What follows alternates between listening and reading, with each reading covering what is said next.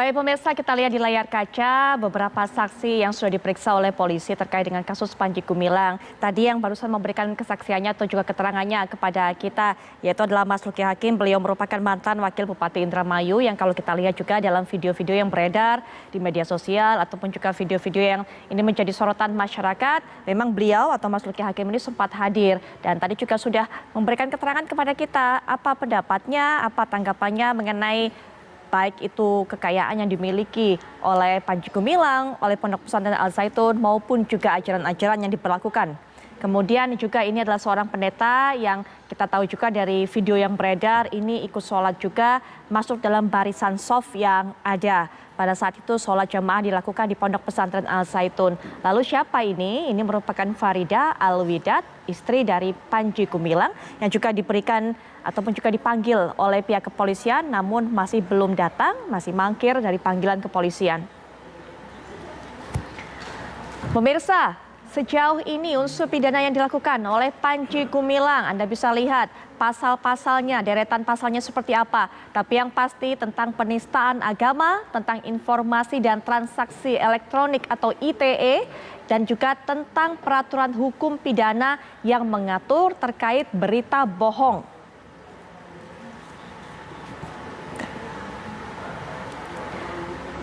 Nanti kita akan telah lebih lanjut mengenai tadi pasal-pasal yang akan dikenakan kepada Panji Gumilang. Bang Aristo nanti kan siap untuk bisa mengulasnya. Tapi sebelumnya kita lanjutkan tadi apa yang disampaikan oleh Pak Imam. Karena sangat sedikit tadi yang Pak Imam barusan cerita. Belum menjawab pertanyaan kita semua. Bagaimana doktrin yang dilakukan oleh Pak Panji ini kepada para pengikutnya sehingga begitu taat dan tidak mau buka suara, tidak mau buka mulut mereka? Ya, karena memang itu bagian dari doktrin yang diajarkan dan kesemuanya itu memang menjadi menjadi keyakinan yang melekat dalam diri mereka. Kenapa? Karena pertama bahwa mereka itu baiat itu dipersaksikan oleh pimpinan negara, tentara negara gitu kan. Gitu. Terus yang keduanya bahwa apa yang dilakukan itu adalah merupakan bagian dari pengorbanan. Pengorbanan seperti apa maksudnya Pak? Ya nomor 3 contohnya ya dari baiat NI KW9 itu saya sanggup berkorban jiwa, harta, nyawa, serta apapun yang ada pada saya berdasarkan sebesar-besarnya takwa dan sesempurna-sempurnanya tawakal Allah bagi A. mentegakkan kalimatillah, B. mempertahankan berdirinya negara Islam Indonesia hingga hukum syariat Islam berlaku seluas-luasnya di kalangan umat Islam bangsa Indonesia di Indonesia. Itu begitu berakar di pikiran dari para pengikutnya sehingga mereka tidak takut untuk bisa mengeluarkan kata-kata apapun. Terus yang keempat lagi, saya sanggup dihukum sepanjang aturan hukum Islam apabila saya melanggar dari pernyataan baiat yang saya menarik. nyatakan. Hukuman seperti apa yang diberikan oleh Panji Gumilang kepada para pengikutnya? Ya kalau untuk konteks sekarang ya memang beratnya itu nggak seperti zaman-zaman dulu ya. Kalau bagi orang yang keluar misalkan tentara yang keluar dari pasukan kan disersi harus dihukum mati kan gitu kan. Nah, mereka tidak menerapkan itu. Jadi yang mereka terapkan ya mencari aja gitu kan. Kenapa? Karena aset Pak, model saya. Saya camat, saya punya aset gitu kan. Baik masyarakat yang sudah saya bina, juga potensi keuangan gitu kan. Potensi keuangan yang ada di teritorial yang ada pada saya gitu kan.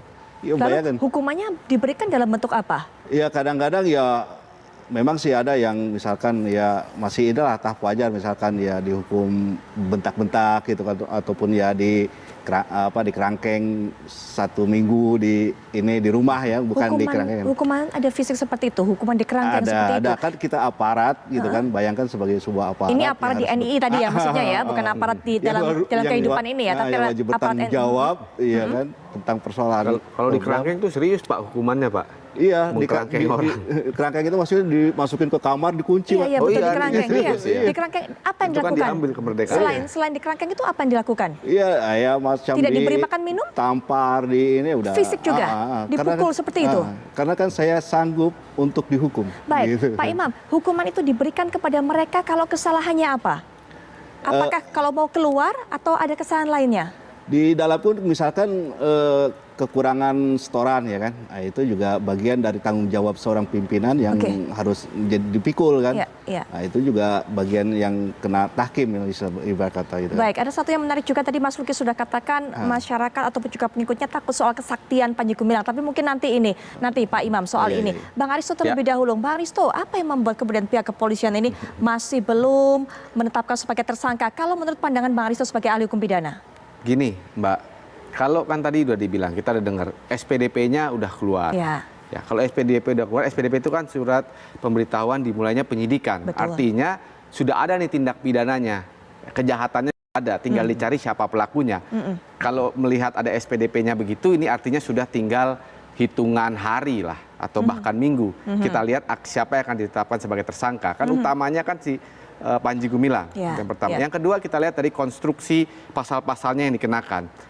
Utamanya itu kan tadi adalah pasal penistaan atau penodaan agama. Nah, kalau pasal penodaan agama ini artinya kan ini ada agama yang ternoda. Harus ada versi yang ternoda, harus ada versi yang tidak ternoda. Nah, versi yang tidak ternoda ini harus ada interpretasi officialnya. Nah, dari siapa? Yaitu fatwa MUI. Sebenarnya polisi pasti menunggu ini.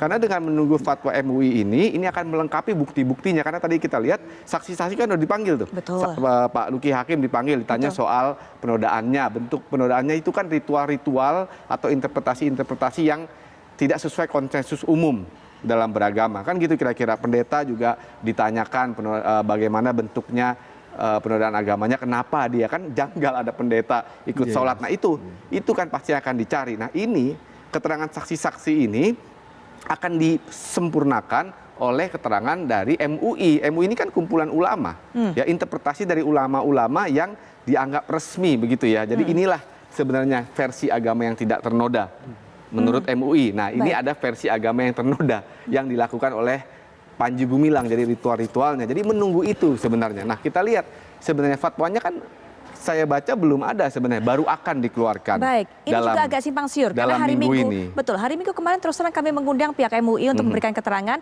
Mereka mengatakan sudah diserahkan kepada Barreskrim, tapi tidak dirilis kepada masyarakat. Itu yang disampaikan. Iya, tapi kalau kita baca di media, tadi saya lihat jalan ke sini, MUI Pusat mengatakan akan segera mengeluarkan.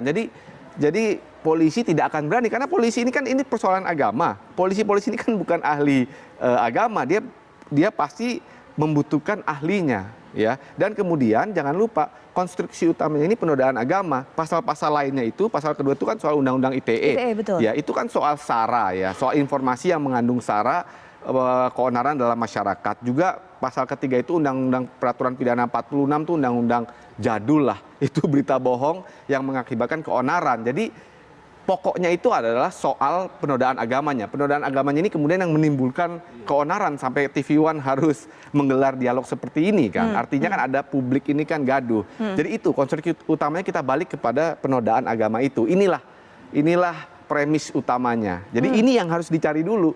Jadi harus diperbandingkan ini agama yang dinodai oleh Panji Gumilang dengan ritual-ritual dan interpretasinya, dan inilah yang tidak ternoda. Versinya siapa? Ya versinya dari ulama-ulama. Sehingga fatwa MUI lah yang akan begitu berperan penting membuat pihak kepolisian bisa melangkah menuju step berikutnya. Pasti itu kunci. Kalau kita lihat perkara-perkara penodaan agama, pasti ada fatwa MUI-nya dan ulama MUI jadi saksi. Misalnya kita lihat perkaranya Ahok, kan fatwa MUI ada, MUI-nya jadi saksi, lengkap deh. Deliknya sempurna, gitu kira-kira. Nah, kita kembali lagi berbincang dengan Mas Luki Hakim. Mas Luki, ini kembali kami ingin sekali mengetahui terkait dengan laporan dari Forum Indramayu Menggugat yang baru masuk kemarin. Selain tadi kita bicarakan mengenai soal penggalangan dananya yang dituduhkan adalah secara ilegal, tapi juga saya ingin bertanya mengenai distribusinya. Apakah Mas Luki pada saat menjabat sebagai pejabat di sana mendengarkan bahwa memang betul tidak ada dari bantuan diberikan oleh Pondok Pesantren Al Zaitun itu kepada warga sekitar? Tidak ada infak yang diberikan, tidak ada zakat yang diberikan kepada masyarakat sekitar yang membutuhkan, Mas Luki? Saya tidak bisa menjawab dengan sempurna karena harus ada data yang konkret akan distribusi dari zakat kepada masyarakat setempat. Tapi kalau saya lihat dari peserta-peserta yang demo, itu banyak kan juga orang-orang dari kecamatan setempat. Jadi ini kan menjadi hal yang aneh. Ketika misalnya satu pondok pesantren membina kewilayahannya semua, maka ketika ada demo dari luar, maka masyarakat pun akan membela. Nah, saya lihat orang-orang yang demo itu, dan kebetulan saya memang kenal orang-orang yang demo itu adalah orang-orang yang juga tinggal di Gantar, tinggal di kecamatan itu. Ini akan menjadi salah satu anomali ketika satu perusahaan atau satu lembaga, satu yayasan banyak berbuat untuk masyarakat setempat, tentu masyarakat setempat akan banyak membela ketika dapat demo dari luar. Nah ini bagaimana? Itu kan saya juga sulit menjawab karena saya tidak punya data. Mungkin terakhir, artinya tidak ada kontribusi yang diberikan oleh pondok pesantren ini, walaupun Mas Luki tidak punya data. Tapi kami terima kasih Mas Luki sudah diberikan informasi sejauh ini oleh Mas Luki Hakim dari apa yang Mas Luki lihat, Mas Luki dengar dan juga rasakan pada saat menjadi pejabat dari mantan Bupati Indramayu. Terima kasih sekali lagi Mas Luki, selamat malam, selamat melanjutkan aktivitas kembali. Selamat malam. Baik, nah mungkin Pak Imam juga bisa punya penjelasan mengenai hal ini, mengenai pengelolaan dari dana zakat, infak, betulkah kemudian hanya untuk pribadi dan tidak diberikan kepada kaum duafa, kaum yang kekurangan yang harusnya dibantu? Iya, karena Panji Gumilang udah mempunyai konsepsi politik tentang negara, yaitu negara Islam Az-Zaitun itu yang sebagai IKN lah istilahnya itu. Iya, jadi Az-Zaitun itu IKN buat para aparat dan jamaah NII. Impiannya tuh itu, gitu kan. Dan tentunya kan, ya tentunya hasil infak, sodako ini kan banyak nih datanya itu kan. Idihor, terus juga yang lainnya gitu kan. Sodako, infak, dan ada harokah gitu kan. Di sini sebenarnya ada penyelewengan paham ya kalau mau jeli MUI itu kan udah jelas adanya gitu kan. Nah itu kemudian dana-dana ini disetorkan Mbak ke Yayasan YPI ataupun langsung ke rekening Panji Gumilang. Ya kan zaman saya itu masih ke sana gitu kan. Dan tentunya ini pun didistribusikannya kemana? Ke dalam Pak. Jadi karena ini pemerintahan tandingan untuk NKRI gitu kan, ya tentunya untuk masyarakat NI Panji Gumilang itu yang didistribusikannya gitu kan. Baik, ya mungkin terakhir Bang Aristo, ini kita soal penodaan agama soal ada laporan lagi masuk soal penggalangan dana ilegal sudah 2 laporan. Tapi ada lagi kemudian dugaan kejahatan yang dilakukan atau kriminal yang dilakukan oleh Panji Gumilang soal pelecehan seksual. Sudah banyak bersuara dari mantan anggotanya, tapi itu tadi tidak ada mau bersaksi. Nah, untuk hal seperti ini, apakah pihak kepolisian bisa jemput bola, menanyakan satu persatu pada para korban itu, atau tunggu laporan masuk dari para korban kepada pihak kepolisian? Oh bisa dong, jemput bola. Itu kan perkara-perkara seperti pelecehan seksual ya misalnya. Itu kan bukan delik aduan ya, atau penggelapan dana itu kan bukan delik aduan. Itu semua polisi bisa aktif, bisa mendatangi, bisa memanggil. Tapi kalau nggak mau memanggil dia juga bisa mendatangi ke tempat kediamannya, juga bisa mencari. Jadi nggak perlu menunggu laporan yang masuk. Tapi menurut saya, prediksi saya ini mau diselesaikan dulu nih soal penodaan agamanya, karena ini pintu masuk ke semuanya nih. Kalau satu sudah masuk, jadi dia sudah tersangka, maka kan geraknya juga akan lebih fleksibel. Karena status perkaranya kan sudah berbeda. Ya jadi sudah sempurna dalam tanda petik ya. Karena apa sempurna? Kejahatannya ada tersangkanya. Nah, tinggal dikembangkan ini kan ada banyak soal tadi pengelolaan zakat, itu undang-undangnya beda. Ya bisa undang-undang pengelolaan zakat ilegal, bisa penggelapan juga, pelecehan seksual juga berbeda juga. Baik. Pak Aristo, terima kasih sudah hadir memberikan pandangan hukumnya. Terima kasih Pak Imam juga sudah hadir memberikan cerita kepada kami.